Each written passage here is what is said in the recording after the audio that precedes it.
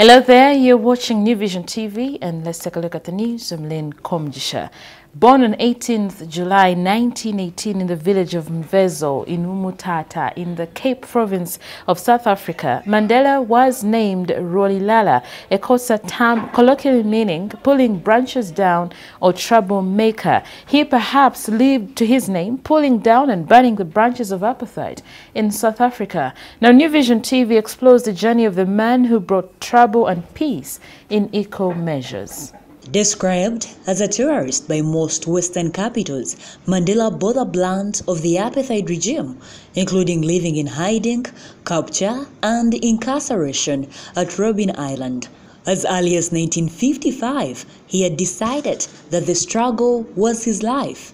At his wedding in 1959, Olivia Tambo told his bride, Winnie Madikizela, that she was marrying a man who was already married. Mandela was already married to the struggle, and Winnie was to have the taste of this when 5 years later her husband was sent to life imprisonment, only to see him free 27 years later.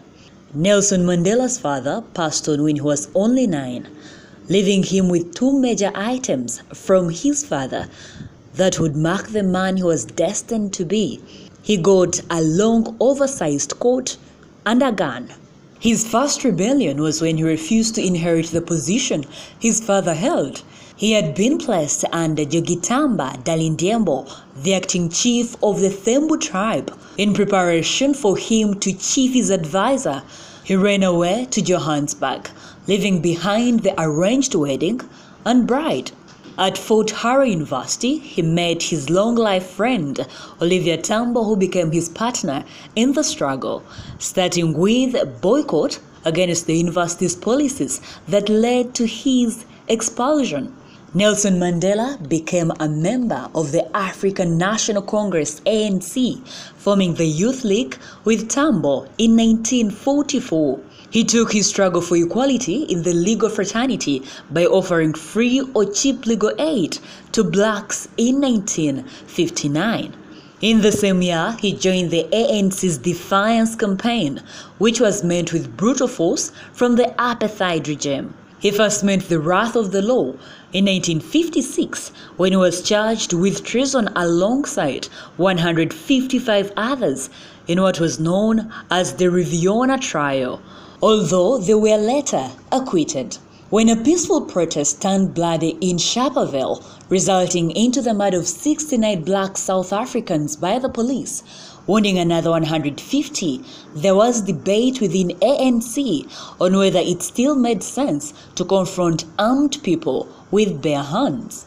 Mandela's idea was to go underground and fight the regime. Although initially resisted by the leaders, it was later adopted, and Mkuto Wesiziwe, which is Spear of the Nation, the military wing of the ANC, was formed, with Mandela as the commander in 1961. The group announced itself by blowing electric pyrons. In the same year, Mandela visited the troops of the Algerian Liberation Army quarters in the Moroccan city of Oujda, where arms were frequently smuggled into the Algerian rebels.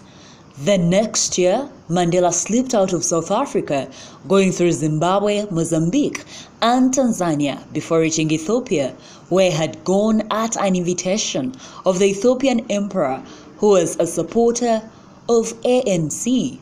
He was assigned by Fekadu Wekane, an Ethiopian officer, taught him the tricks of guerrilla warfare, including how to plant explosives before slipping quietly away into the night. At the time, Ethiopia had one of the strongest armed forces on the continent. On his return to South Africa, he went underground, but his group remained active. The police put a price on his head, and he was finally arrested on August 5, 1962. Although he was sentenced, he went on to run until he was recaptured in 1964 when he was tried for treason and sabotage and sentenced to life imprisonment. Mandela was sent to Robben Island, earning his famous prison number 46664, which later became the name of the charitable organization that campaigns for funds to fight HIV/AIDS. His capture and imprisonment raised more dust than when he was operating underground. There were more protests led by leaders such as Steve Biko. One particular one in 1976 led to death of 600 people, and in the next year, the leader Biko was killed in police custody. Oliver Tambo, who has been exiled, launched an international campaign to have Mandela released, and this led to sanctions that cost South Africa a lot. On February 11, 1990, after 27 years, Mandela walked to freedom, leading to the start of negotiations that led to the first multiracial elections in April 1994, in which Mandela emerged winner and was inaugurated on May 10th the same year.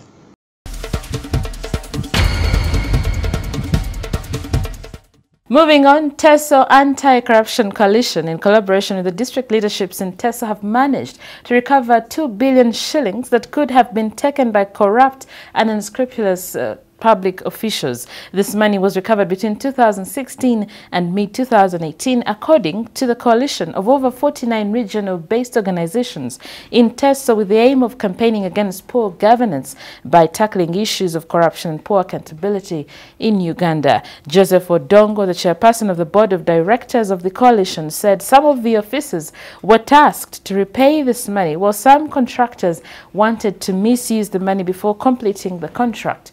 Odongo cited Kumi as one of the districts in TESO sub-region where much of this money was recovered from through the support of the leadership.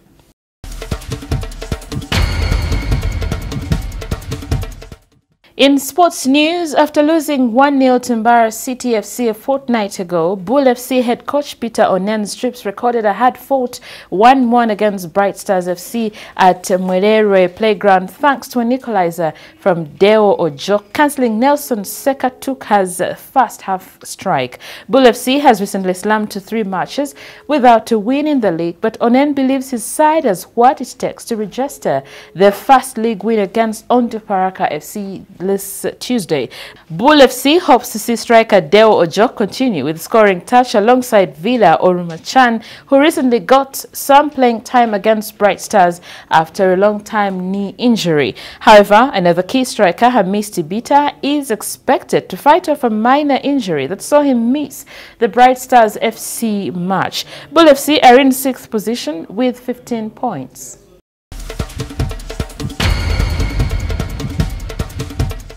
You're still watching New Vision TV, and now for Pearl of Africa series, we take a look at River MPANGA. River MPANGA is located in Kamwenge district in the western part of Uganda. The river is one of the many rivers that flow from Mount Rwenzori. It flows through Fort Portal Town to Lake George. Near MPANGA Trading Center, the river flows on hard rock, creating falls so strong that a dam constructed there generates over 18 megawatts. Let's take a look. River MPANGA, among other rivers, flows from Rwenzori Mountain. Through valleys and hills, the stream gather into the magnificent River MPANGA. Now the river traverses districts of Kabalore, Chenjojo, and Kamwenge, and then pours its water into Lake George. It is surrounded with vegetation that adds a spectacular view to it. Not common with other rivers, MPANGA is blessed with yellow flowers. They shine bright amidst thorns.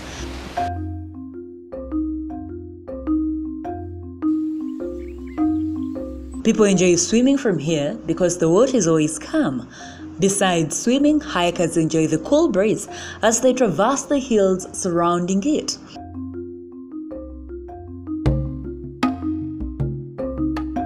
Now for more Pearl of Africa stories, visit our website www.newvision.co.ug. Our newspaper, The Sunday Vision, is also another home of adventures, so grab your copy every Sunday for Pearl of Africa stories.